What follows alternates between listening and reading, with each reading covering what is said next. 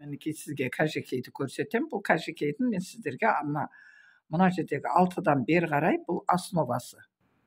Түп нұсқа дейді. Түп нұсқаны үйретіп жатырмын ғой. Осындай түп нұсқа сызып аласыз, мына белінен. Мына жерден қырқып ашуыңызға болады. Сонда белі клюштау, етегі кеңдеу болады, өзіңіздің көрсеткен суретіңізге қарай. Енді бүйтіп қарап тұрсаңыз, мерден бір 6 сантиметр қосып, бұлай сызып аласыз да, осы жерге шейін әкелесіз. Осы жерде сіздер ремен тұрады екен, бүйтіп міне. Белдік болады міне. Осы жерден. Сонда осы жерге шейін сен мына сызықты әкелесің. Міне көрдіңіз ба? Тура осылай сызамыз, бірақ алдының бір шеті ұзын болады. Қазір мен қырқамын, үлкен көрсетемін. Мінекей менікі түп нұсқасы. Міне мыняқта 6 сантиметр қостым.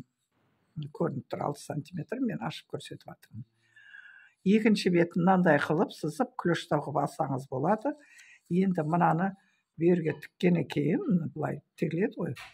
Ал мынасын осының үстіне 6 сантиметрден бүйтіп жапқан кезіңізде мына беліне тура келтірдім. Міне көрдіңіз ба? Осылай ұзын болып тұрады. Қарап тұрсаңыз, бәрі бір түп нұсқа. Бір түп нұсқаны кесіп істей бересіз. Мен міне жерде кестім, бүйтіп ашып салдым, сәл клеш болып тұрады. Мына бетінде клеш қылам десеңіз, солай кесіп ашып салуға болады бұл жағында. Мінекей осылай көрсеткен желеткіңізді пішуге болады. Бұл қиын емес.